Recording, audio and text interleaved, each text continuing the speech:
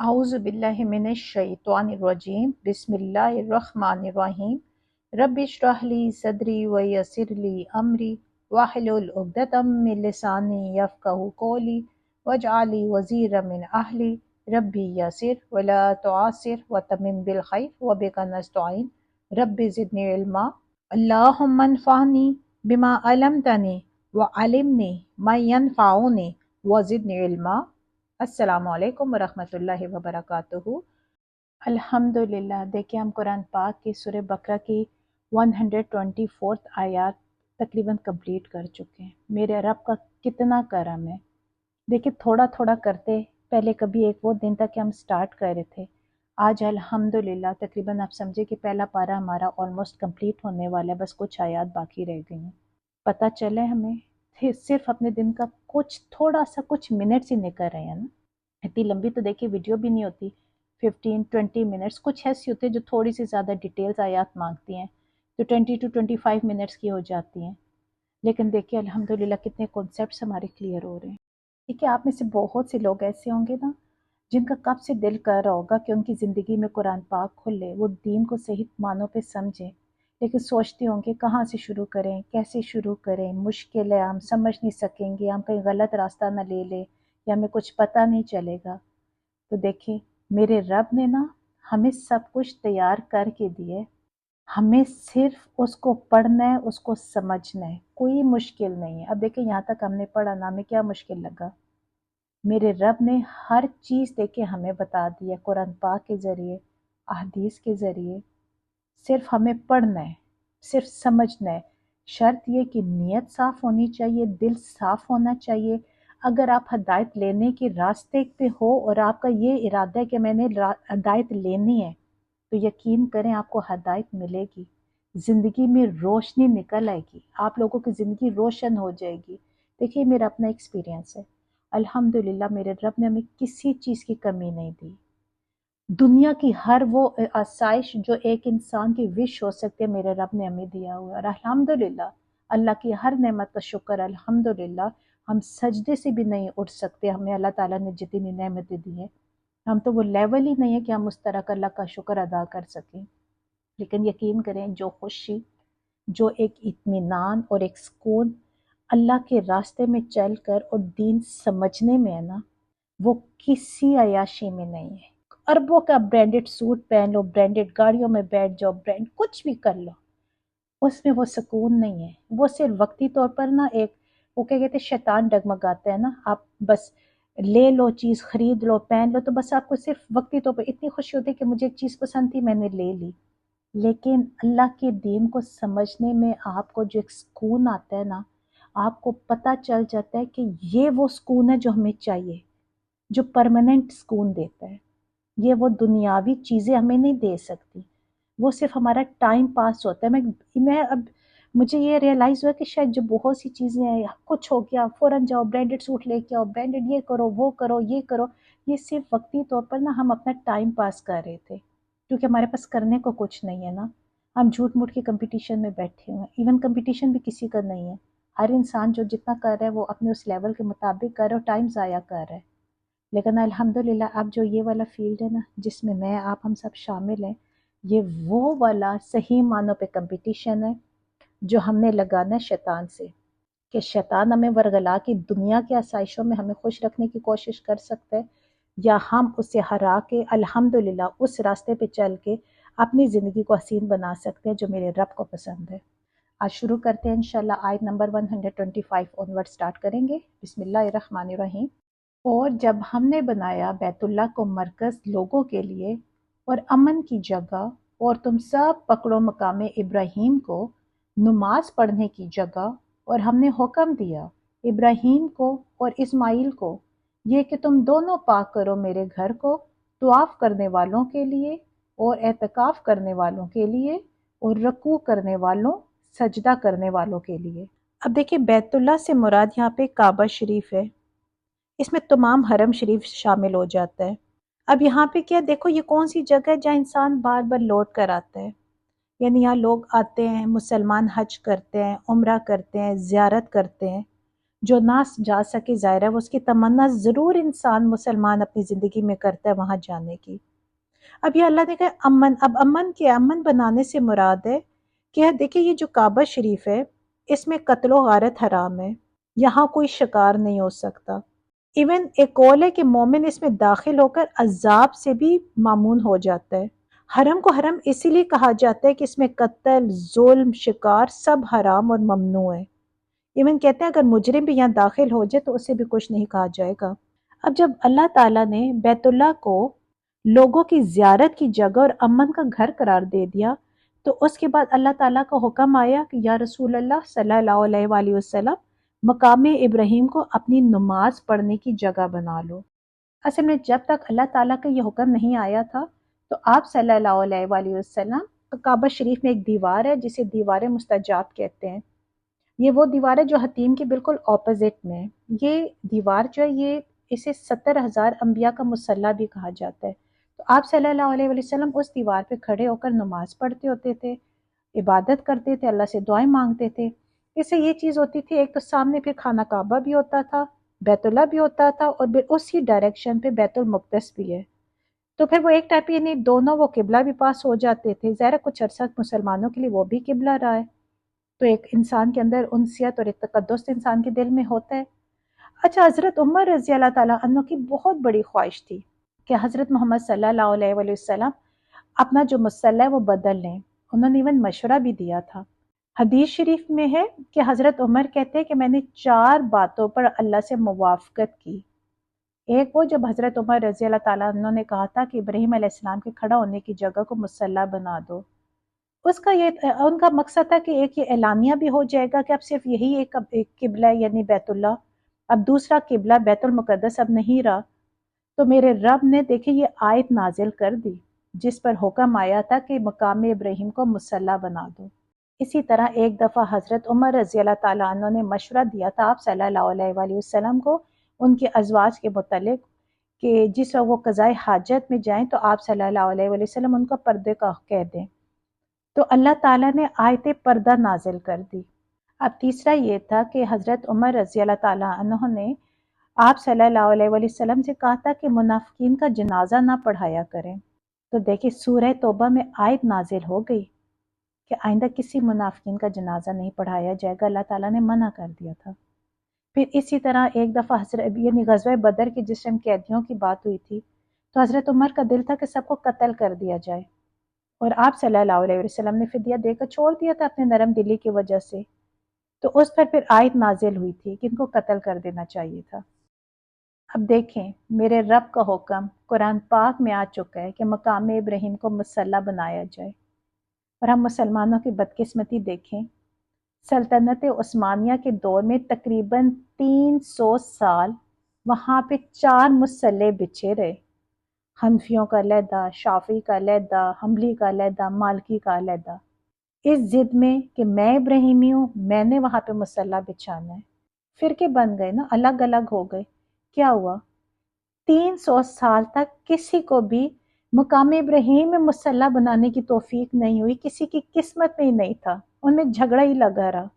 پھر 300 سال کے بعد پھر سعودی حکومت نے دیکھے وہ 4 مصلی اٹھائے اور وہاں پہ پھر امام کعبہ کھڑے ہو کے مقام ابراہیم کو انہوں نے مصلی بنایا۔ دیکھیے اس جدید دور کے بہت سے علماء یہ کہتے ہیں کہ مقام ابراہیم سے مراد کو خاص پتھر نہیں ہے، لیکن اصل میں ایون وہ پوری کہتے ہیں کہ وہ جگہ ہے جہاں حضرت ابراہیم علیہ السلام آباد ہوئے تھے، وہ مقام ابراہیم کہلاتا ہے۔ لیکن صحیح بات یہ ہے جو ہماری سلف سے چلی آ رہی ہے اور اس کے بارے میں پختہ روایات بھی ہیں کہ جیسے حجر اسود جنت سے آیا تھا، ایسے یہ بھی ایک پتھر ہے جو حضرت ابراہیم علیہ السلام کے لیے جنت سے لایا گیا تھا، اور جس وقت کعبہ شریف کی تعمیر ہو رہی تھی تو آپ علیہ السلام اس پر کھڑے ہوتے تھے، جیسے جیسے وہ تعمیر اوپر جاتی تھی یہ پتھر بھی آٹومیٹیکلی خود بخود اونچا ہوتا جاتا تھا۔ اس پتھر پر آپ علیہ السلام کے قدموں کے نشان بھی موجود ہیں، اور یہی پتھر جو ہے وہ مقام ابراہیم ہے، اور الحمدللہ ابھی بھی یہ محفوظ حالت میں ہے۔ اب بیت اللہ کا دیکھیں جس وقت طواف کیا جاتا ہے، جب مکمل ہو جاتا ہے طواف تو پھر اس کے بعد یہاں پہ اسی کے قریب 2 رکعت نماز بھی ادا کی جاتی ہے۔ اب دیکھیں مقام ابراہیم کو مصلی بنانے کے بعد اللہ کا دوسرا حکم کیا ہے؟ اللہ تعالیٰ کہہ رہے کہ ہم نے حکم کیا تھا ابراہیم علیہ السلام اور اسماعیل علیہ السلام کو کہ تم دونوں میرے اس گھر کو پاک رکھو، طواف کرنے والوں، اعتکاف کرنے والوں، رکوع و سجود کرنے والوں کے لیے۔ اب دیکھیں یہاں آپ اندازہ لگا لیں، مین جو صفائی ہے یعنی بیت اللہ کی صفائی یا مساجد کی، اللہ کے گھر کی جہاں اللہ کی عبادت ہوتی ہے، ان جگہوں کو صاف رکھنا ہمارے انبیاء کی سنت رہی ہے، اور ان کو حکم کہاں سے آیا؟ ہمارے رب کی طرف سے۔ اور ابھی بھی الحمدللہ آپ سعودی حکومت کی دیکھیں نا، ان کی کیا ان کا لیول ان کی صفائی کا، مکہ کے حرم شریف کو دیکھ لیں، مدینہ کے حرم شریف کو دیکھ لیں، کس حد تک وہ صفائی کا وہاں پہ اتنا خوبصورت نظام ہے۔ آپ یقین کریں وہاں پہ ایٹ اے ٹائم لاکھوں لوگ عبادت کے لیے اس گھر میں ہوتے ہیں، چل پھر رہے ہیں، کوئی عبادت کر رہے ہیں، کوئی پڑھائی کر رہے ہیں، کچھ کھا پی رہے ہیں، لیکن وہاں آپ کو اتنا سا بھی گند نظر نہیں آئے گا۔ ہزاروں لیبر وہاں پہ 24/7 ایکٹیو رہتی ہے، ساتھ ساتھ صفائیاں ہو رہی ہوتی ہیں۔ انہوں نے اتنی لیٹسٹ مشینیں رکھی ہیں جن کی آواز تک نہیں آتی، یعنی لوگوں کے درمیان سے وہ گزر کر ایسے صفائیاں کر رہے ہوتے ہیں کہ نہ کوئی بندہ ڈسٹرب ہوتا ہے، نہ کسی کی عبادت ڈسٹرب ہوتی ہے، نہ کسی کی پڑھائی ڈسٹرب ہوتی ہے۔ الحمدللہ ابھی تک اس سنت پہ وہاں پہ کام ہو رہا ہے، اور بہت لیول تک کام ہو رہا ہے کہ ایون دیکھیں اتنے لوگ، ہر قسم کے لوگ دیکھیں وہاں پہ ہے نا۔ صفائی کا انسان کو تو نہیں معلوم، نہ ہر انسان اتنا پرفیکٹ ہوتا ہے کہ جو بہت ہی خیال رکھے گا، لیکن وہاں پہ آپ کو کہیں سے بھی کوئی نہ بدبو نہیں آئی، فیل نہیں ہوگی۔ اتنی خوبصورت پیاری فریگرنس ہوتی ہے وہاں پہ، آپ جائیں گے نا تو ایک عجیب سے آپ کو فیل ہونا شروع ہو جاتا ہے۔ یہ دیکھیں یہ سعودی حکومت ہی کے تو انہی کے انڈر یہ ساری صفائیاں اور سارا کچھ آ رہے ہیں نا، تو ان کا نظام انہیں ضرور اپریشیٹ کرنا چاہیے کہ بہت خوبصورت طریقے سے الحمدللہ انہوں نے حرم شریف کو انہوں نے سنبھالا ہوا ہے، اور اس لیول تک وہ خدمت کر رہے ہیں جو جتنی ممکن ہو سکتی ہے۔ اب دیکھیں یہ جو جگہ ہے نا، یہاں پہ دیکھیں ایک تو گندگی ہے، ظاہر گندگی بھی نہیں ہونی چاہیے، لیکن یہ ایسی جگہ ہے جہاں پہ صرف اللہ کی عبادت کرنی چاہیے۔ یعنی اللہ کے گھر میں جا کے اگر کوئی انسان کسی اور چیز کو اپنا مالک بنانے کو ذکر کرے، کسی اور چیز کو اپنا معبود بنائے، یا کسی اور کو اپنا حاجت روا بنائے، صحیح معنوں پہ تو وہ انسان ہے جس نے وہاں پہ گند کیا ہوگا۔ وہ تو خالصتاً اللہ کی عبادت کی جگہ ہے، وہاں پہ کوئی ایسی بات غلطی سے بھی نہیں کرنی چاہیے، کوئی ایسا عمل نہیں کرنا چاہیے جو اللہ اور اللہ کے رسول کے حکم کے خلاف ہو۔ اب آیت نمبر 126 میں ہے، اور جب کہا ابراہیم نے، اے میرے رب تو بنا دے اس شہر کو امن والا، اور تو رزق دے اس کے رہنے والوں کو پھلوں سے جو ایمان لایا ان میں سے اللہ پر اور آخرت کے دن پر۔ اس نے فرمایا، اور جو کفر کرے گا تو میں فائدہ پہنچاؤں گا اس سے تھوڑا سا، پھر میں کھینچ لاؤں گا اسے عذاب کی طرف آگ کے، اور وہ برا ٹھکانہ ہے۔ اب دیکھیں آپ سب تھوڑا سا غور کریں، یہاں حضرت ابراہیم علیہ السلام دعا مانگ رہے ہیں۔ دعا کیا مانگ رہے ہیں؟ اے میرے پروردگار اس گھر کو امن کی جگہ بنا دے، اور یہاں آباد ہونے والوں، یعنی یہاں کون آباد ہوئے تھے؟ بنی اسماعیل، حضرت اسماعیل علیہ السلام کی نسل تھی نا عرب میں، بنی اسرائیل کو پھلوں کا رزق عطا کر۔ پھر آگے کیا وہ کہہ رہے ہیں؟ جو کوئی ان میں سے ایمان لائے اللہ پر اور یوم آخر پر، یعنی یہاں اللہ تعالیٰ سے دعا کر رہے ہیں کہ وہ لوگ جو اللہ پر اور یوم آخرت پر ایمان لے کر آتے ہیں، ان میں سے، وہ بنی اسرائیل کی ان اولادوں میں سے آپ پھلوں کا رزق عطا فرمائیں۔ اب یہاں دیکھیں حضرت ابراہیم علیہ السلام نے نا خود ہی تھوڑی سی احتیاط برتی تھی، اور انہوں نے اپنی ساری اولاد کے لیے یہ دعا نہیں کی تھی، بلکہ صرف ان کے لیے کی تھی جو اللہ پر اور یوم آخرت پر ایمان رکھتے ہیں۔ کیونکہ یاد ہوگا بھی ہم نے اسے پہلے پڑھا تھا کہ حضرت ابراہیم علیہ السلام نے کیا دعا کی تھی؟ وَمِن ذُرِّيَّاتِي، یعنی اس ٹائم اللہ تعالیٰ سے یہ دعا کی تھی ساری میری اولاد کو امامت ملے گی، تو اللہ تعالیٰ نے کیا کہا تھا کہ یہ عہد ظالموں کے لیے نہیں ہے، یعنی لا ینال عہد الظالمین۔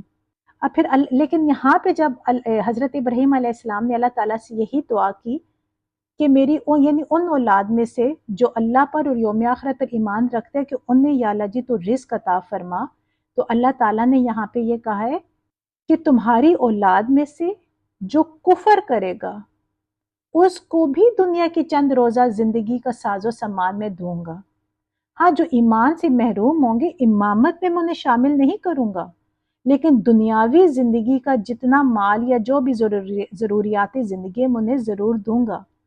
اب دیکھیں یہاں پہ میرا رب کیا کہہ رہا ہے کہ ظاہر پیدا کردہ تو سب اللہ ہی کی سب یہ مخلوق ہے نا، اللہ ہی نے پیدا کیا، اللہ ہی نے دنیا میں بھیجی ہے، تو اللہ کہہ رہا ہے کہ دنیا گزارنے کے لیے انہیں جو جو ضروریات زندگی ہوگی وہ انہیں میں سب کو دوں گا۔ ظاہر ہے وہ ان کا حق ہے، وہ کھائیں گے پیئیں گے، وہ زندگی گزاریں گے، ہدایت کے راستے انہیں ملتے رہیں گے، یہ ان پہ ہے کہ وہ ہدایات لیں یا نہ لیں۔ ہاں امامت جو ہے، امامت صرف جو صالحین ہیں انہی کو ملے گی، رزق دنیا کے مومن اور کافر سب کو دیا جائے گا۔ اب دیکھیں یہاں یہ بات بھی بہت حد تک کلیئر ہو جانی چاہیے اور ہو چکی ہوگی الحمدللہ، کہ اگر کسی کو دنیا کا رزق بہت فراوانی میں مل رہا ہو تو وہ اس غلط فہمی میں نہ رہے کہ اللہ تعالیٰ جو ہے وہ اس سے راضی ہے، کیونکہ یہ تو اللہ نے یہاں پہ دیکھے کھلم کھلا بتا دیا نا کہ دنیا کا مال اور رزق جو ہے وہ میں دوں گا۔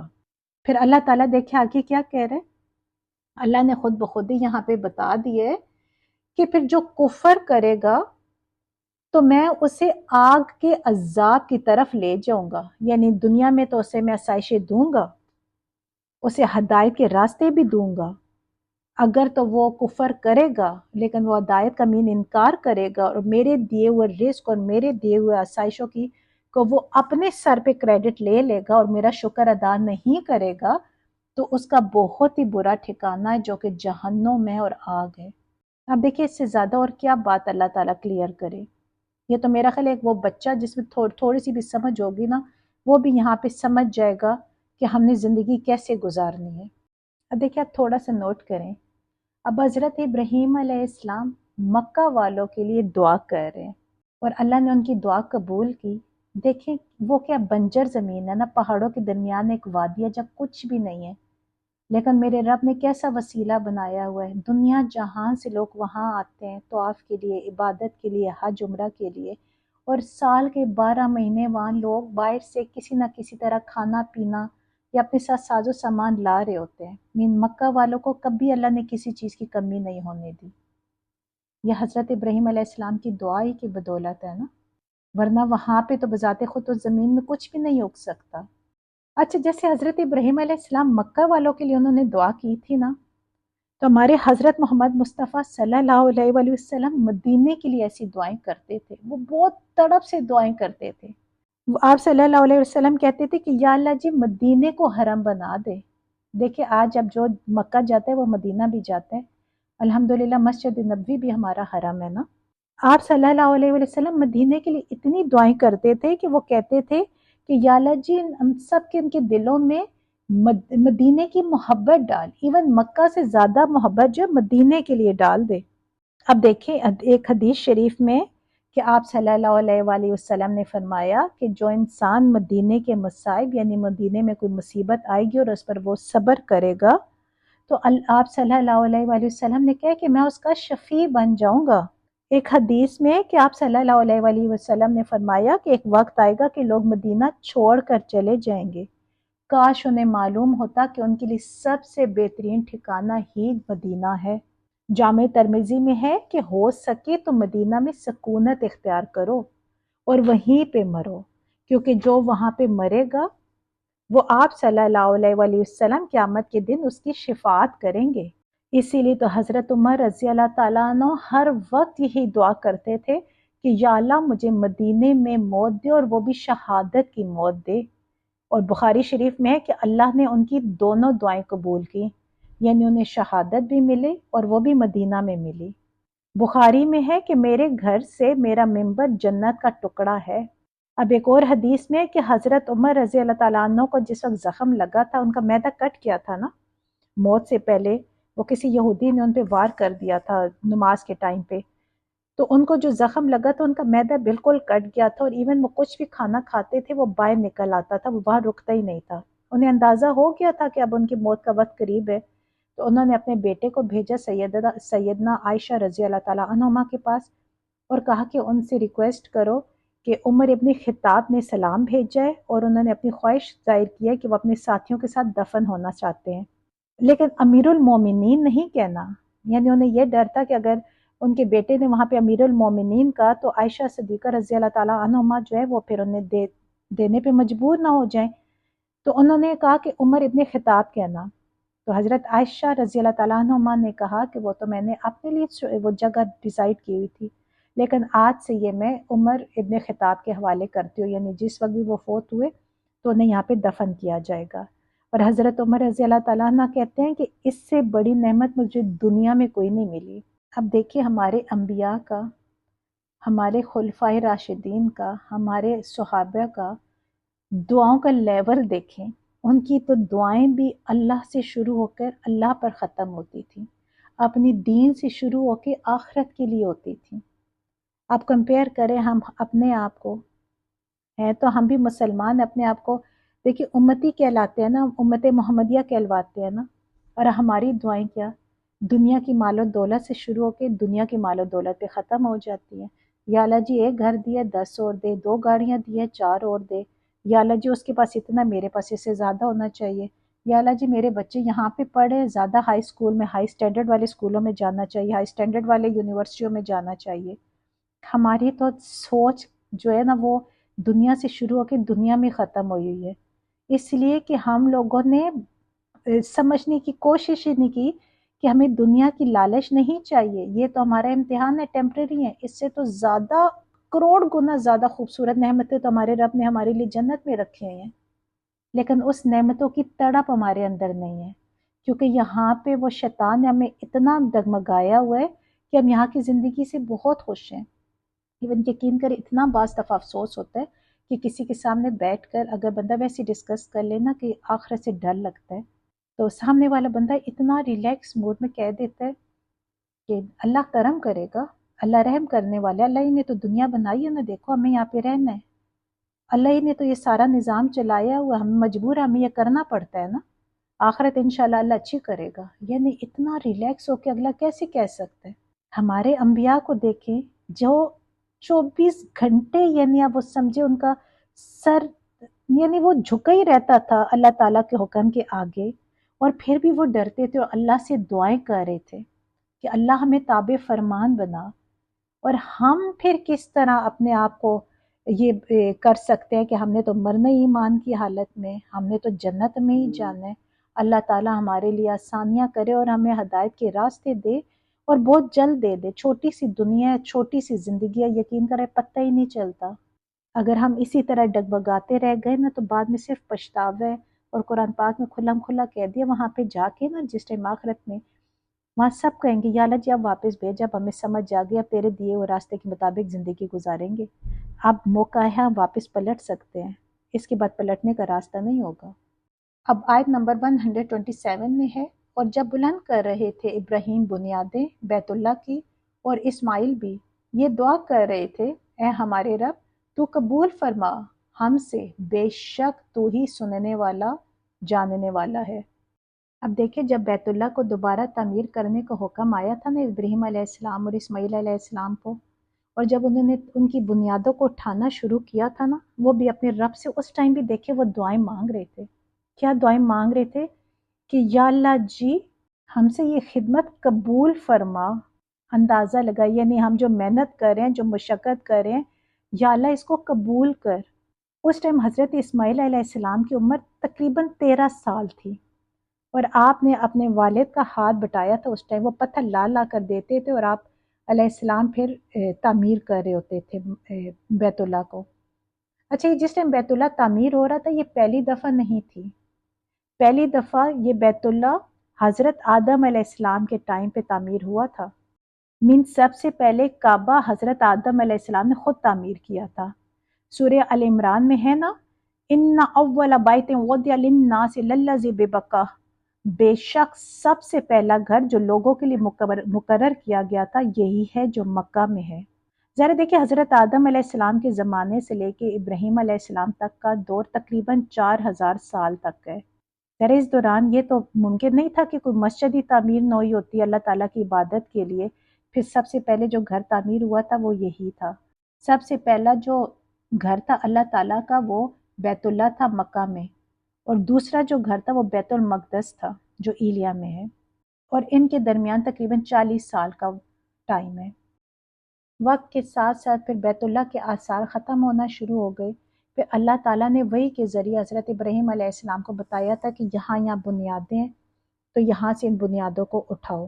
پھر تب حضرت ابراہیم علیہ السلام اور اسماعیل علیہ السلام نے پھر دوبارہ جو ان کو بیت اللہ کو انہوں نے تعمیر کیا تھا، اور ساتھ ساتھ وہ اللہ سے دعائیں بھی کرتے رہے تھے۔ دیکھیں دعائیں بھی سنت ہے ہمارے انبیاء کی، اس لیے اللہ سے بہت دعائیں مانگا کیجیے، لیکن اپنی ہدایت کی کوشش کریں، اپنے آخرت کی۔ ہم تو صرف اپنی دعائیں نہ دنیا کی چیزیں مانگ مانگ کر اپنی دعائیں ضائع کر دیتے، اللہ ہمیں وہ بھی دیتا ہے، ہمارا رب ہماری وہ دعائیں بھی سنتا ہے، لیکن صحیح معنوں پہ ہمیں وہ ہدایت کی دعائیں مانگنی چاہیے اپنے لیے، اپنی آنے والی نسلوں کے لیے۔ اب آیت نمبر 128 میں ہے، اے ہمارے رب، اور تو بنا ہمیں دونوں کو فرما بردار اپنے لیے اور ہماری اولاد میں سے ایک گروہ فرما بردار بنا اپنے لیے، اور دکھا ہمیں ہماری عبادت کے طریقے، اور تو متوجہ ہو ہم پر، بے شک تو ہی توبہ قبول کرنے والا بڑا مہربان ہے۔ اس آیت میں حضرت ابراہیم علیہ السلام ایک اور دعا مانگ رہے ہیں کہ اے ہمارے رب، ہمیں اپنا متی بنا دے۔ اب نوٹ کریں یہ دعا کون مانگ رہے؟ حضرت ابراہیم علیہ السلام۔ تو پھر میں اور آپ اگر ہم مطمئن ہو جائیں کہ ہماری موت اور لازمند حق پر ہوگی، اسلام پر ہوگی، تو یہ کتنا بڑا دھوکہ ہے۔ ہر وقت اللہ سے ڈرتے رہنا چاہیے، اللہ کی پناہ طلب کرتے رہنا چاہیے۔ اب دیکھا جائے تو یہ ہمارے لیے اللہ تعالیٰ نے ایک ہنٹ دیا ہے نا، ہمیں ایک ہدایت کا راستہ دیا ہے نا، کہ اے لوگو اللہ سے مانگو، اللہ سے خیر مانگو، اللہ سے ہدایت مانگو، اللہ سے اپنے آخرت کی اچھا ہونے کی دعا مانگو، دنیا میں دین کے مطابق زندگی گزارنے کے طریقے اچھے ہونے پہ چلنے کے لیے دعا مانگو، اور اللہ دعائیں قبول کرتا ہے۔ ہمیں دعائیں وہ مانگنی چاہیے نا جو ہمارے اللہ اور اللہ کے رسول کے حکم کے مطابق زندگی گزارنے کے لیے ہوں۔ ہم صرف دنیاوی چیزوں کے لیے دعائیں نہ مانگا کریں، کیونکہ ان دعاؤں کی کوئی، دیکھیں ان چیزوں کی کیا ویلیو ہے؟ کوئی چیز بھی کسی کا ساتھ دے سکتی ہے؟ جو جاتا ہے، جو مرتا ہے نا، وہ خالی ہاتھ جاتا ہے۔ آپ ہسٹری اٹھا کے دیکھ لیں، کون انسان ہے؟ فرعون کو دیکھ لیں، نمرود کو دیکھ لیں، بڑے بڑے آئے، اپنے ساتھ کیا لے کر گئے ہیں؟ کچھ بھی نہیں۔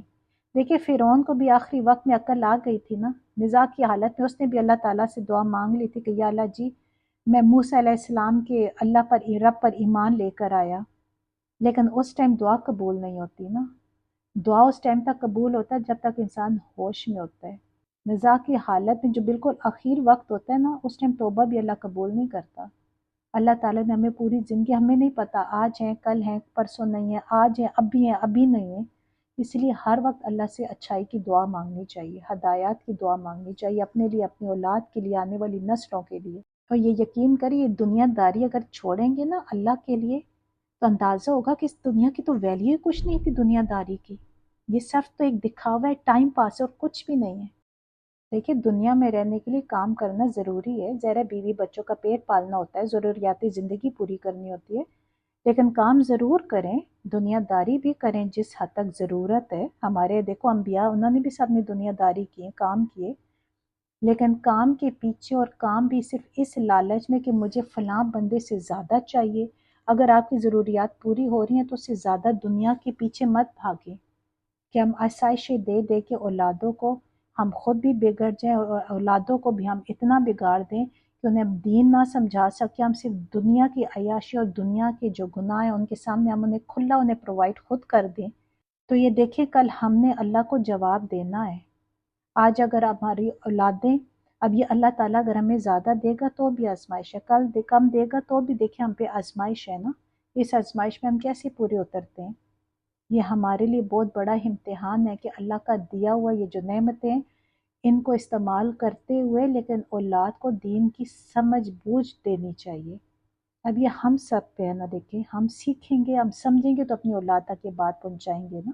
اب دیکھیں ابراہیم علیہ السلام اور اسماعیل علیہ السلام اپنی لیے دعا مانگ رہے ہیں نا کہ یا اللہ ہمیں اپنا متی فرمان بنا، اور پھر وہ دعا مانگ رہے کہ ہم دونوں کی نسل سے ایک، یا اللہ جی ایسی امت اٹھاؤ جو تیری فرما بردار ہو، یعنی آنے والی اپنی نسل کے لیے بھی دعا مانگ رہے ہیں۔ پھر اس کے بعد وہ کیا کہہ رہے ہیں کہ یا اللہ جی ہم نے تیرا گھر تو بنا دیا، یعنی بیت اللہ کی تعمیر ہو گئی، اب اس کی زیارت سے متعلق ظاہر ہے کچھ رسومات ہوں گی، کوئی مناسک حج ہوں گے، وہ تو ظاہر انہیں نہیں پتہ تھے، پھر وہ اللہ تعالیٰ سے دعا کریں کہ یا اللہ ہمیں وہ مناسک حج سکھا دے، اور ہم پر اپنی توجہ فرما، ہم پر اپنی شفقت نازل فرما، ہم پہ شفقت کر، یقیناً تو بہت زیادہ قبول کرنے والا ہے توبہ، شفقت کے ساتھ رجوع کرنے والا اور رحم کرنے والا ہے۔ دیکھیے اللہ کو توبہ بہت پسند ہے، اللہ اتنا توبہ پسند ہے کہ ایک حدیث شریف میں ہے، ایک وہ مثال دی گئی ہے کہ ایک شخص ایک صحرا میں اونٹ لے کر گیا، اور اس کا بہت لمبا سفر ہے، مہینوں کا سالوں کا اس کا سفر ہے، اور وہ راستے میں ایک جگہ کھڑا ہو کر تھوڑی دیر کے لیے آرام کرتا ہے۔ اس کے پاس ایک اونٹ ہے جس کے اوپر اس کا سارا کھانا پینا، سارا ساز و سامان ہے، جس کی بیس پہ وہ نکلے اس سہارے کہ وہ یہ کھا پی سکے گا اور اس کے ساتھ وہ آگے چل پڑے گا۔ وہ تھوڑی دیر کے لیے آرام کرتا ہے اور وہ اٹھتا ہے تو اونٹ اس کا غائب ہو جاتا ہے۔ اب اس کو آگے کیا نظر آئے گا؟ آگے ہزاروں میل، پتہ نہیں کتنے مہینوں کا اس کا آگے سفر باقی ہے، وہ تو سفر ہی نہیں کر سکے گا، اس کے بعد کھانے پینے کو نہیں، کچھ بھی نہیں، تو اپنی موت کو سامنے دیکھے گا نا، وہ وہیں کھڑا ہو جاتا ہے، وہیں بیٹھ جاتا ہے مایوس ہو کر اور موت کا انتظار کرتا ہے۔ تو اچانک دیکھتا ہے تو سامنے اس کے اونٹ آ جاتا ہے۔ اب اس کی خوشی کی انتہا کیا ہوگی؟ آپ اندازہ لگائیں، ہمارا رب اس سے بھی زیادہ خوش ہوتا ہے جب ایک انسان توبہ کرتا ہے سچے دل سے اور اللہ اپنی اصلاح کرنے کی کوشش کرتا ہے۔ میرا رب اتنا غفور رحیم ہے، وہ کہتا ہے یہ بندے تو توبہ کر کے تو دیکھ، اللہ ہمیں توفیق دے ایسی توبہ کرنے کی، آمین۔ اب آیت نمبر 129 پہ ہے، اے ہمارے رب، اور تو بھیج ان میں ایک رسول انہی میں سے، وہ تلاوت کرے ان پر تیری آیتیں، اور وہ انہیں تعلیم دے کتاب کی اور حکمت کی، اور وہ پاک کرے انہیں، بے شک تو ہی غالب حکمت والا ہے۔ اب دیکھیں کتنی خوبصورت ایک اور دعا حضرت ابراہیم علیہ السلام کر رہے ہیں، وہ اللہ تعالیٰ سے کیا کہہ رہے ہیں؟ اب دیکھیں حضرت ابراہیم اور اسماعیل علیہ السلام کی اولاد کون ہے؟ بنی اسماعیل ہے نا، بنی اسماعیل مراد ہے ان سے۔ وہ دونوں دعا کریں کہ یا اللہ ہماری اس نسل میں سے ایک رسول مبعوث فرما جو باہر سے نہیں ہونا چاہیے، یعنی وہ بنی اسماعیل میں سے ہی ہونا چاہیے، تاکہ کوئی درمیان میں اجنبیت بھی نہ رہے اور وہ اپنائیت فیل ہو ان میں سے، اور ایسا نبی، ایسا رسول بھیج جو تیری آیات پڑھ پڑھ کر لوگوں کو سنائے، انہیں کتاب اور حکمت کی تعلیم دے تاکہ وہ ان کا تزکیہ کر سکے، انہیں پاک صاف کر سکے، اور ان کے دلوں میں تیری محبت اور آخرت کی طلب کے سوا اور کچھ بھی باقی نہ رہے۔ یقیناً تو زبردست اور کمال حکمت والا ہے۔ اور دیکھیں میرے رب نے ان کی کیسی دعا قبول فرمائی۔ پھر بنی اسماعیل میں سے اللہ تعالیٰ نے حضرت محمد مصطفیٰ صلی اللہ علیہ وآلہ وسلم کو نبوت دے کر بھیجا، وہ رسول مبعوث ہوئے، وہ تمام جہانوں کے لیے وہ ہدایت بن کر آئے۔ دیکھیں باقی جتنے انبیاء آتے تھے نا، کسی قوم، کسی جگہ، حالات کے مطابق اللہ تعالیٰ بھیجتے تھے، لیکن حضرت محمد مصطفیٰ صلی اللہ علیہ وآلہ وسلم کو اللہ تعالیٰ نے تمام جہانوں کا رسول، تمام دنیا کے لیے رسول بنا کر بھیجا۔ ایک حدیث میں ہے کہ آپ صلی اللہ علیہ وآلہ وسلم نے فرمایا کہ میں اللہ کے نزدیک خاتم النبیین لکھا ہوا تھا، حالانکہ حضرت آدم علیہ السلام کا خمیر تیار ہو رہا تھا، یعنی میں دعائے ابراہیم ہوں، میں بشارت عیسیٰ ہوں، اپنی والدہ کے اس خواب کی تعبیر ہوں جو انہوں نے میری ولادت کے وقت دیکھی تھی۔ جس ٹائم ان کی آپ صلی اللہ علیہ وسلم کی ولادت کا وقت تھا نا، تو ان کی والدہ نے خواب دیکھا تھا، ایک روشنی اور نور دیکھا تھا جس سے ملک شام کے محلات بھی روشن ہو گئے تھے اس میں، یعنی اللہ تعالیٰ نے اشارے میں انہیں بتا دیا تھا۔ اب دیکھیں اس حدیث میں دعائے ابراہیم سے یہی دعا مراد ہے، یعنی اللہ تعالیٰ نے یہ دعا قبول فرمائی نا، اور حضرت محمد مصطفیٰ صلی اللہ علیہ وآلہ وسلم کو پھر اللہ تعالیٰ نے سید الانبیاء بنا کر بھیجا۔ اور دیکھیں پھر آپ صلی اللہ علیہ وآلہ وسلم نے تمام دنیا تک پھر اللہ تعالیٰ کی آیات، اللہ تعالیٰ کی کتاب یعنی قرآن پاک، پھر حکمت والی کتاب یہی ہے ظاہر ہے، پھر یہ اللہ تعالیٰ نے پھر آپ صلی اللہ علیہ وسلم نے ساری دنیا تک یہ پھیلایا نا، ساری دنیا میں کھول کھول کر اللہ تعالیٰ کی آیات آپ صلی اللہ علیہ وآلہ وسلم نے دنیا تک پہنچا دی ہیں۔ یہ سب حضرت ابراہیم علیہ السلام کی دعاؤں کے بدلے ہوئے نا، انہوں نے دعائیں کی، اللہ تعالیٰ نے قبول کی، اور آپ صلی اللہ علیہ وآلہ وسلم اور ان پر بھیجی ہوئی کتاب کے ذریعے پھر تمام دنیا تک ہدایت پہنچی، اور قیامت تک کے لیے دیکھیے قرآن پاک ہدایت کی کتاب ہے۔ اب قیامت تک نہ کوئی نبی آئے گا اور نہ کوئی کتاب آئے گی۔ اللہ سے دعا ہے یہ چھوٹی سی کوشش ہے دین کے راستے میں، اللہ اس کو اپنی بارگاہ میں قبول فرمائے، اور میرے لیے آپ سب کے لیے اسپیشل ہمارے والدین کے لیے صدقہ جاریہ بنائے۔